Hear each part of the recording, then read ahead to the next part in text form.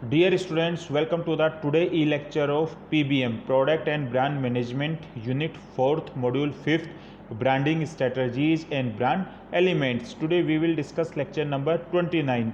In lecture number 29 we will discuss brand loyalty. First of all we will discuss what is the meaning and definition of brand loyalty. क्या मतलब होता है brand loyalty का? जब आपके पास एक से ज़्यादा ऑप्शंस अवेलेबल होते हैं फिर भी आप एक ही कंपनी के प्रोडक्ट्स को कंटिन्यूसली परचेज करते हो तो इसे ही क्या बोलते हैं? ब्रांड लॉयल्टी बोलते हैं। आप उस ब्रांड के, आप उस कंपनी के प्रोडक्ट के लॉयल हो। जैसे कि फॉर एग्जांपल आपने फर्स्ट गाड़ी परचेज की तो हुंडई की परचेज की, सेकेंड गाड़ी परचेज की वापस हुंडई की परचेज की, थर्ड कार परचेज की वापस हुंडई की परचेज की, तो आप हुंडई के क्या हो?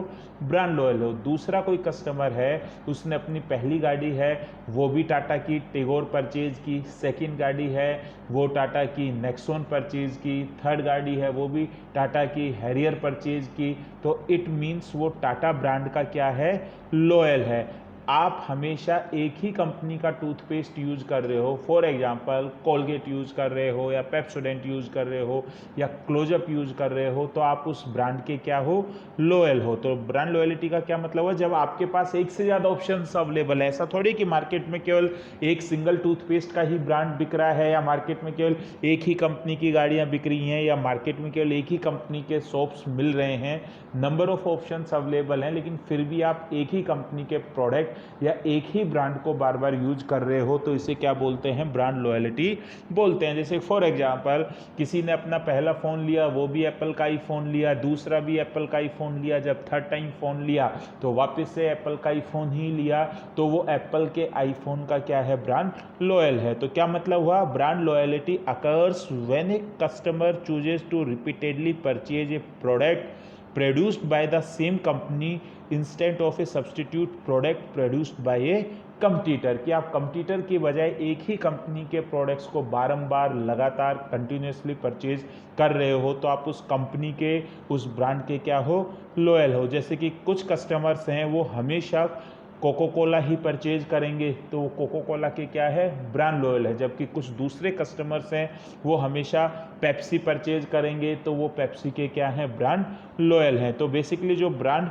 लॉयल्टी होती है वो कस्टमर के माइंड में होती है कि इस कंपनी का प्रोडक्ट, इस कंपनी का ब्रांड बाकी और सब कंपनी के प्रोडक्ट्स और ब्रांड से अच्छा है। तो ब्रांड लॉयल्टी में होता क्या है? Consumers are committed to a particular brand. कि जो कंज्यूमर होते हैं वो एक ही ब्रांड के लिए कमिटेड रहते हैं। कि आप कभी भी सॉफ्ट ड्रिंक पियोगे तो पेप्सी ही पियोगे, या आप कभी भी सॉफ्ट ड्रिंक पियोगे तो कोको कोला ही पियोगे। आप हमेशा जो सोप यूज करोगे वो डव यूज कर रहे हो या लक्स यूज कर रहे हो या वेल यूज कर रहे हो, तो आप एक सिंगल ब्रांड के लिए क्या हो गए? कमिटेड हो गए। सेकेंड, ब्रांड लॉयल्टी की वजह से consumers are willing to pay higher price for the brand over the other brands. की आप क्योंकि उस कंपनी के, उस प्रोडक्ट के ब्रांड लॉयल हो, इसीलिए अगर वो कंपनी आपसे हायर प्राइजेज भी चार्ज कर रही है तो आप उसको देने को तैयार रहते हो। जो एप्पल के आईफोन का ब्रांड लॉयल है तो वो एप्पल के आईफोन की कितनी भी प्राइस हो जाए उसे वो परचेज करता है। कोई एप्पल के मैकबुक का ब्रांड लॉयल है तो वो हमेशा उसकी मैकबुक को ही परचेज करेगा। Consumer will recommend this brand to others. कि जो एक ब्रांड लॉयल कस्टमर होगा वो उस ब्रांड को केवल खुद यूज नहीं करता है, दूसरे लोगों को भी रिकमेंड करेगा। जो टाटा की गाड़ी परचेज कर रहा है, अगर उससे कोई पूछेगा कौन सी गाड़ी लूं, तो वो हमेशा टाटा की जो गाड़ी उसने परचेज की हुई है उसे ही रिकमेंड करेगा। कोई एप्पल का आईफोन ले रखा है तो अगर उससे कोई पूछता है कि कौन सा फ़ोन बेस्ट है, कौन सा स्मार्टफोन अच्छा है, तो हमेशा एप्पल के आईफोन को ही रिकमेंड करेगा। कोई एक पर्टिकुलर है टूथपेस्ट यूज करता है, तो अगर कोई उससे पूछता है कि आप कौन सा टूथपेस्ट यूज करते हो, आपके दांत हैं बिल्कुल सफ़ेद हैं, चमकते हुए हैं, अच्छे लग रहे हैं, तो वो हमेशा जो टूथपेस्ट वो यूज कर रहा है क्योंकि उसका ब्रांड लॉयल है वो हमेशा उसे ही रिकमेंड करेगा। तो brand loyalty is the consumer's conscious और unconscious decision expressed through intention और behaviour to repurchase a brand continuously. तो यहाँ पर एक टर्म आई है रीपरचेज। कोई किसी प्रोडक्ट को फर्स्ट टाइम परचेज कर रहा है तो वो उसका एक्चुअल में ब्रांड लॉयल नहीं होगा। ब्रांड लॉयल कब होगा? जब वो वापस से अगर उसी ब्रांड को, उसी प्रोडक्ट को परचेज कर रहा है, यानी कि रीपरचेज कर रहा है, तो इसका मतलब क्या होगा कि वो उस ब्रांड के लिए क्या है? लॉयल है। और ये होती क्यों है? क्योंकि कस्टमर को लगता है कि वो जो ब्रांड परचेज कर रहा है उस ब्रांड में राइट फीचर्स हैं, उसकी इमेज पॉजिटिव है और उसकी क्वालिटी अच्छी है, और जो मैं प्राइस दे रहा हूँ उस प्राइस पर वो ब्रांड जस्टिफाई कर रहा है। तो इसे ही हम क्या बोलते हैं? ब्रांड लॉयल्टी बोलते हैं। अब नेक्स्ट आ जाएगा conceptual framework. Brand loyalty basically perception से बनती है। अगर आपका किसी कंपनी के ब्रांड के लिए परसेप्शन पॉजिटिव है, जैसा किसी के लिए मारुति की गाड़ियों के लिए परसेप्शन है कि मारुति की गाड़ियां एवरेज अच्छी देती हैं, तो वो हमेशा मारुति की गाड़ी को ही परचेज करेगा, क्योंकि उसका एक बाइंग क्राइटेरिया है। अगर किसी का परसेप्शन है कि भाई टाटा की गाड़ियाँ सेफ़ हैं और उसका बाइंग क्राइटेरिया सेफ्टी है, तो वो हमेशा टाटा की गाड़ियों को ही परचेज करेगा। तो brand loyalty is often based upon perception. एक consumer will consistently purchase the same product because he perceives it as being the superior product among the choices available, कि उसे लगता है कि जो मेरे पास अभी मार्केट में चॉइसेस हैं उनमें से यही ब्रांड है, वही ब्रांड है सुपीरियर प्रोडक्ट प्रोवाइड करा रहा है। तो ब्रांड लॉयल्टी है कई बार प्रोडक्ट के लिए होती, कंपनी के लिए नहीं होती है। जैसे फॉर एग्जांपल होंडा है, स्कूटर भी बना रहा है, होंडा है वो 4 व्हीलर कार भी बना रहा है, तो आपके होंडा की कार के लिए तो लॉयल्टी है, आप हमेशा होंडा की कार ही परचेज कर रहे हो। लेकिन जब स्कूटर आ जाता है तो आप टीवीएस के scooter purchase, TVS Jupiter purchase कर रहे हो। तो कार के केस में तो होंडा के लिए लॉयल हो, लेकिन टू व्हीलर के केस में टीवीएस के लिए लॉयल हो आप। तो इसे अपन क्या बोलते हैं कि ब्रांड लॉयल्टी है वो कंपनी के प्रोडक्ट के लिए नहीं होगी, वो कंपनी के प्रोडक्ट के लिए होगी, वो कंपनी के लिए नहीं होगी। जैसे सोनी है, आप टेलीविज़न में सोनी के ब्रांड लॉयल हो, आपने फर्स्ट टेलीविज़न परचेज किया तो सोनी का परचेज किया, घर में दूसरा टेलीविज़न परचेज किया वो भी सोनी का परचेज किया। लेकिन स्मार्टफोन में आप सैमसंग के ब्रांड लॉयल हो, स्मार्टफोन तो सोनी भी बनाती है लेकिन उसमें आप है सैमसंग को ही परचेज कर रहे हो, तो सैमसंग की ब्रांड लॉयल्टी आपके लिए स्मार्टफोन में है, और टेलीविज़न की ब्रांड लॉयल्टी में आप सोनी को देख रहे हो। जबकि सोनी भी टेलीविज़न और स्मार्टफोन बना रही है, सैमसंग भी टेलीविज़न और स्मार्टफोन बना रही है। While you may be loyal to the Honda Accord when it comes to motorcycle, आप है हार्ले डेविडसन को है वो प्रेफर कर रहे हो होंडा की बजाय। क्लियर है? अब नेक्स्ट क्या आ जाएगा आपका? Types of brand loyalty. Basically there are 3 types of brand loyalty, potential loyals, pseudo loyals और कमिटेड लॉयल्स। तो पोटेंशियल लॉयल्स का क्या मतलब होता है कि जो आपकी कंपनी के प्रोडक्ट फर्स्ट टाइम परचेज कर रहा है तो उनके अंदर पोटेंशियल है कि वो फ्यूचर में भी आपकी कंपनी का प्रोडक्ट परचेज कर सकते हैं, तो उसे हम क्या बोलते हैं? पोटेंशियल लॉयल्स बोलते हैं। जैसे कि 1000 कस्टमर्स ने आपका प्रोडक्ट परचेज किया तो 1000 कस्टमर्स में से कुछ कस्टमर्स ऐसे होंगे जो सेकेंड टाइम भी आपका प्रोडक्ट परचेज कर सकते हैं। तो ये जो 1000 कस्टमर्स हैं ये आपके पोटेंशियल लॉयल्स हैं, क्योंकि इनमें आपके ब्रांड के लॉयल बनने का पोटेंशियल है। तो potential loyals are the customers who comes under the category of brand preference but as a marketer to convert potential loyals into committed loyals। तो मार्केटिंग कंपनीज का काम केवल पोटेंशियल लॉयल्स बनाने से नहीं होता है। मार्केटिंग कंपनी का काम होता है कि जिन्होंने एक टाइम प्रोडक्ट परचेज किया है, एक बार प्रोडक्ट परचेज किया है, वो वापस से भी आपकी कंपनी के प्रोडक्ट्स को परचेज करे। सेकेंड आएगा सूडो लॉयल्स। सूडो को हिंदी में बोलते हैं आभासी। ये एक एक्चुअल लॉयल्स नहीं होते हैं, ये आपका प्रोडक्ट क्यों परचेज कर रहे हैं? क्योंकि अभी इनके पास कोई दूसरा ऑप्शन अवेलेबल नहीं है, इस वजह से वो बार बार आपका ही प्रोडक्ट यूज कर रहे हैं। लेकिन अगर उनके पास दूसरा ऑप्शन अवेलेबल हो जाए तो वो आपकी कंपनी के बजाय, आपके प्रोडक्ट्स के बजाय दूसरी कंपनी के प्रोडक्ट्स को या सर्विसेज को प्रेफर करेंगे। जैसे कि फॉर एग्जांपल अलवर में मल्टीप्लेक्स में गोल्ड डिजिटल सिनेमा है, तो अगर आप बार बार उसमें जाकर मूवी देख रहे हो तो इट डजेंट मीन कि आप गोल्ड डिजिटल सिनेमा के ब्रांड लॉयल हो। रीजन क्या है? क्योंकि अलवर में अभी कोई दूसरा मल्टीप्लेक्स नहीं है, लेकिन अलवर में आईनॉक्स ओपन हो गया, अलवर में पीवीआर ओपन हो गया, अलवर में गोल्ड डिजिटल है, और उसके बाद आप कंटिन्यूसली गोल्ड डिजिटल में ही देख कर आ रहे हो, तो वो आपका नेक्स्ट लॉयल यानी कि कमिटेड लॉयल्स कहलाएगा। लेकिन आप केवल इसीलिए देख कर आ रहे हो क्योंकि अलवर में कोई दूसरा मल्टीप्लेक्स नहीं है। जैसे ही आईनॉक्स ओपन हुआ आप गोल्ड डिजिटल के लिए आयोनेक्स में जाने लग गए तो आप गोल्ड डिजिटल के कैसे लॉयल थे, स्यूडो लॉयल्स थे। नेक्स्ट क्या आ जाएगा आपका कमिटेड लॉयल्स।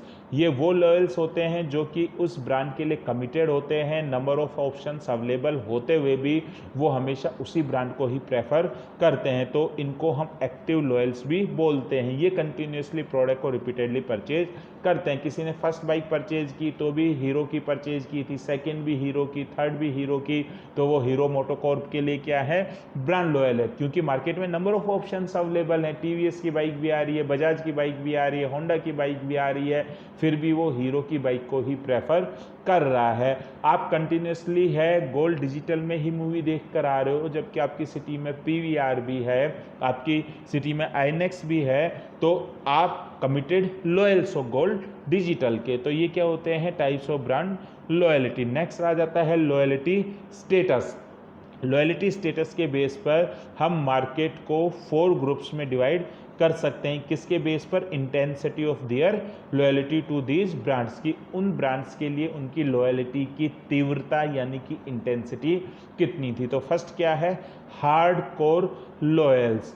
ये वो लॉयल्स होते हैं जिनके पास नंबर ऑफ ऑप्शंस अवेलेबल होते हुए भी वो हमेशा एक ही कंपनी के प्रोडक्ट्स परचेज करते हैं। तो लॉयल्टी स्टेटस के बेस पर वो कैसे लॉयल होंगे, हार्डकोर लॉयल्स होंगे। जैसे जो हमेशा एप्पल का आईफोन ही परचेज कर रहा है तो वो एप्पल के आईफोन के लिए क्या है, हार्डकोर लॉयल। जो हमेशा लिवाइस की जीन्स को ही प्रेफर कर रहा है तो वो लिवाइस की जीन्स के लिए क्या है, हार्डकोर लॉयल। सेकेंड क्या है, स्प्लिट लॉयल्स। स्प्लिट्स को हिंदी में बोलते हैं बिखरी हुई।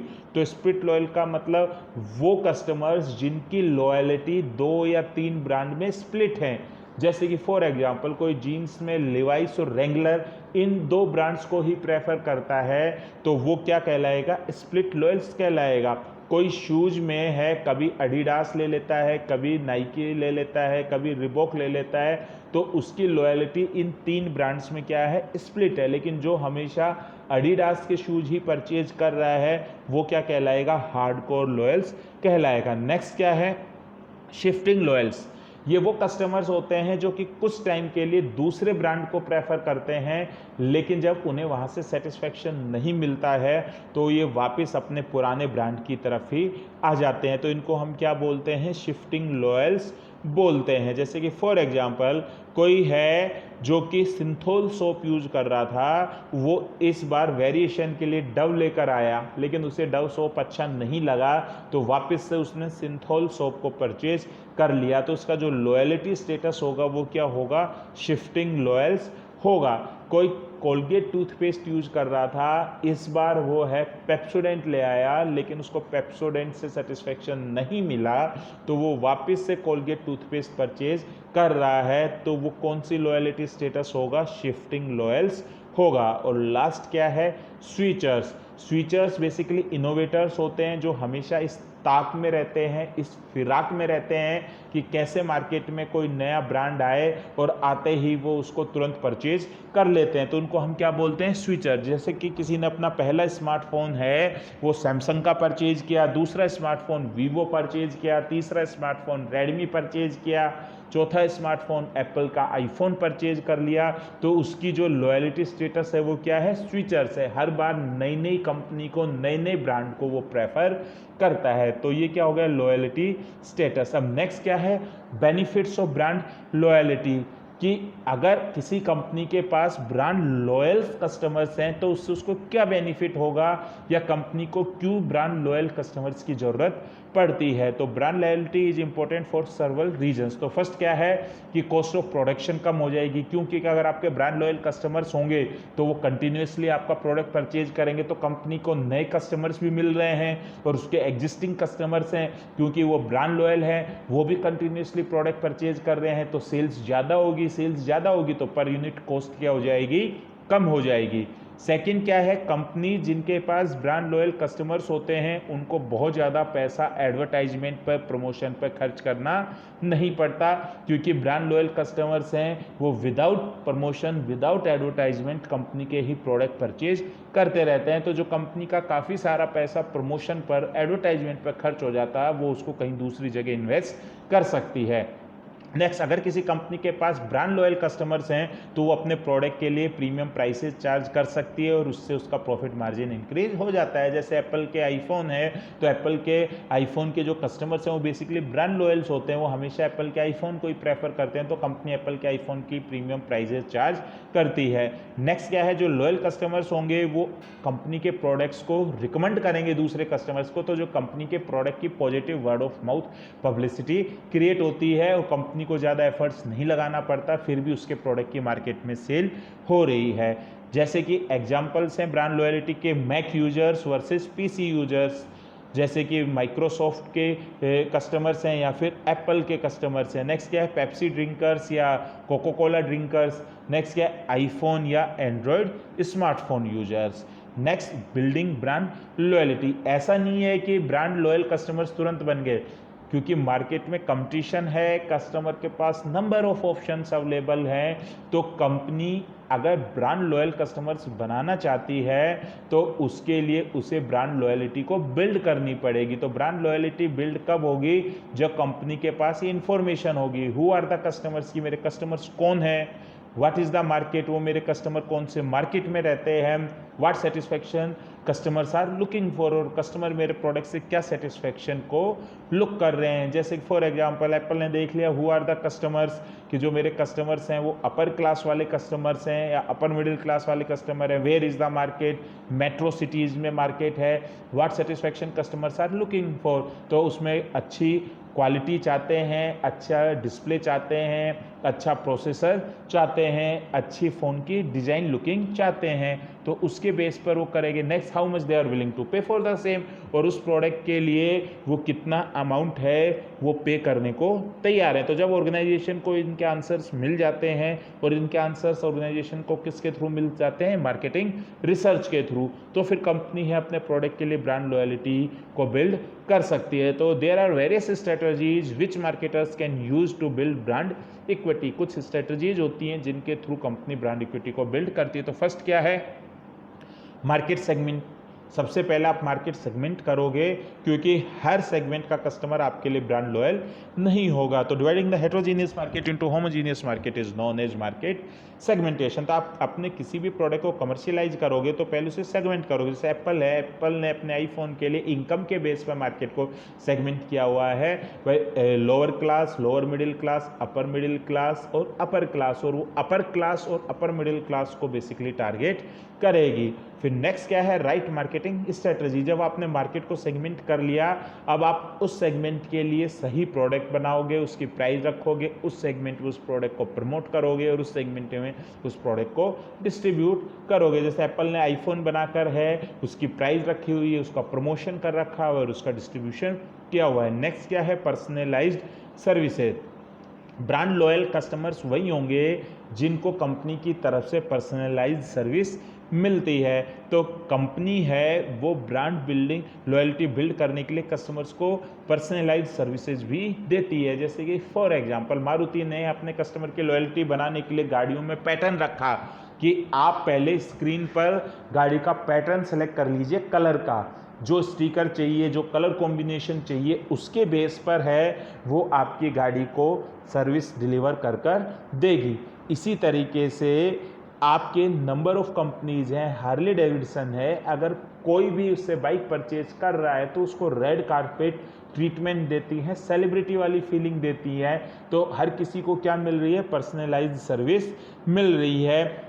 क्रिकेटर्स यूथ को अट्रैक्ट करने के लिए, क्योंकि इंडिया में यूथ है उसमें क्रिकेट का पैशन है, ब्रिटानिया ने प्रमोशन किया था, एडवर्टाइजमेंट की थी, ब्रिटानिया खाओ क्रिकेटर बन जाओ, कि आप ब्रिटानिया खाओगे उसमें से कुछ स्लिप्स निकलेंगी, कुछ पॉइंट्स आएंगे, अगर वो आपके पास स्कोर हो जाएगा या वो स्लिप आ जाएगी तो आपको है क्रिकेट एकेडमी में भेजा जाएगा और वहाँ पे क्रिकेट की ट्रेनिंग दी जाएगी। तो जो क्रिकेटर बनना चाहते थे वो बार बार ब्रिटानिया को ही खा रहे थे, तो ब्रिटानिया बिस्किट के क्या बन गए थे, ब्रांड लॉयल बन गए थे। नेक्स्ट क्या है, प्रोडक्ट इनोवेशन। एक कस्टमर आपका ब्रांड लॉयल कब रहेगा? जब उसका आपके प्रोडक्ट से सेटिस्फेक्शन रहेगा। और उसका आपके प्रोडक्ट से सेटिस्फेक्शन कब रहेगा? जब आप अपने प्रोडक्ट में इनोवेशन करते रहोगे। किसी एक टाइम पर ज़्यादातर कस्टमर्स के पास अम्बेसडर कार थी, उन्होंने 2 या 3 बार अम्बेसडर कार को परचेज किया, लेकिन अम्बेसडर ने अपने आप में इनोवेशन नहीं किया, अपने फीचर, लुकिंग, डिज़ाइन चेंज नहीं किए, अपग्रेड नहीं किए। तो जब मारुति आई, हुंडई आई, टाटा आई, तो कस्टमर्स जो कि अम्बेसडर के लॉयल कस्टमर्स थे, उन्होंने उसको छोड़कर इन कंपनीज की गाड़ियों को परचेज करना स्टार्ट किया। किसी टाइम पर ज़्यादातर कस्टमर्स के पास नोकिया का मोबाइल फ़ोन होता था, लेकिन नोकिया ने अपने प्रोडक्ट्स में इनोवेशन नहीं किए। तो जो नोकिया के लॉयल कस्टमर्स थे, उन्होंने भी सैमसंग के फ़ोन को और कंपनीज के फ़ोन को परचेज करना स्टार्ट कर दिया था। क्योंकि आदमी ब्रांड लॉयल कब बना रहेगा? जब उसको प्रोडक्ट में इनोवेशन मिल रहा है। जैसे कि मूव है, पेन रिलीवर है, वो 3 अलग अलग वेरिएंट्स में आती है, ऑइंटमेंट में, जेल में और स्प्रे में। क्योंकि अगर किसी को पेन हो रहा है और मूव केवल जेल में आ रही होती है और उसको स्प्रे चाहिए होता है, तो अगर मूव स्प्रे में नहीं आती तो दूसरी कंपनी के स्प्रे को लेता। अगर उसको है ऑइंटमेंट में चाहिए था, तो अगर मूव ऑइंटमेंट में नहीं आती तो वो दूसरी कंपनी का ऑइंटमेंट लेता। लेकिन मूव तीनों वेरिएशन में आ रहा है, तो आपका कस्टमर आपका ही लॉयल रहेगा। अब उसको जेल चाहिए तो जेल मिल जाएगा, ऑइंटमेंट चाहिए तो ऑइंटमेंट मिल जाएगा, स्प्रे चाहिए तो स्प्रे मिल जाएगा। नेक्स्ट क्या है? Sales promotion.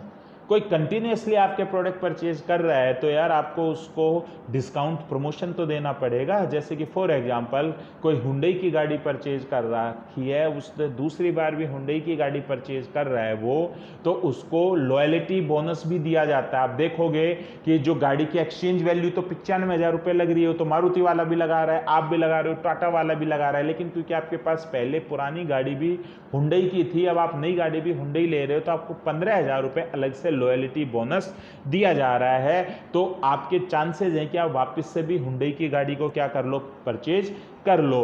कोई लगातार है एक ही रेस्टोरेंट में जा रहा है और रेस्टोरेंट के ओनर को वहाँ पर पता है कि ये हर सैटरडे को मेरे रेस्टोरेंट में आता है, तो कई बार उसे फ्री में डेजर्ट दी जा रही है या उसको डिस्काउंट दिया जा रहा है कि वो लॉयल्टी शो कर रहा है, तो उसकी वजह से वो कंटिन्यूस लॉयल बना रहे, तो उसको सेल्स प्रमोशन टेक्निक यूज की जाती है। नेक्स्ट क्या आता है? Block new entrance. कई बार अगर आपके कस्टमर आपके लिए ब्रांड लॉयल कब बने रहेंगे? जब उन्हें नया कोई ऑप्शन नहीं मिलेगा। तो कई बार कंपनी ये स्ट्रेटजी यूज करती हैं कि वो अपनी कैटेगरी में जो नए कंपटीटर्स होती हैं उनको ब्लॉक कर देती हैं। जैसे कि for example Facebook merger acquisition के थ्रू भी कर देती हैं। जैसे कि फेसबुक है, उसको इंस्टाग्राम और व्हाट्सएप है, उनसे खतरा हुआ, उनसे डेंजर हुआ कि मेरे जो कस्टमर्स हैं वो फेसबुक और फेसबुक के कस्टमर्स हैं वो व्हाट्सएप और इंस्टाग्राम पर जा सकते हैं, तो उन्होंने उनको परचेज कर लिया और अपने कस्टमर्स को अपना ही रहने दिया। तो इसे क्या बोलते हैं? Block new enters. कई बार बड़ी कंपनीज होती हैं मार्केट में, जो छोटी कंपनीज होती हैं जिनका स्टॉक कम होता है, वो उनको परचेज कर लेती हैं और मार्केट में उनकी आर्टिफिशियल कमी दिखा देती हैं। तो अब कस्टमर गया, वो उस कंपनी का सोप लेने गया, जब मार्केट में उसको उस कंपनी का सोप नहीं मिला, तो वो वापस से HUL के सोप को ही क्या कर लेगा? परचेज कर लेगा। तो इसे क्या बोलते हैं? Block new entrance. तो इसी के साथ ही आपका ये टॉपिक था ब्रांड लॉयल्टी, वो कंप्लीट हो गया। मीनिंग एंड डेफिनेशन पढ़ी ब्रांड लॉयल्टी की, कॉन्सेप्चुअल फ्रेमवर्क पढ़ा, टाइप्स ऑफ ब्रांड लॉयल्टी पढ़ा, लॉयल्टी स्टेटस पढ़ा, बेनिफिट्स पढ़ा, एग्जाम्पल्स पढ़े और कैसे ब्रांड लॉयल्टी को बिल्ड किया जाता है। Thank you very much.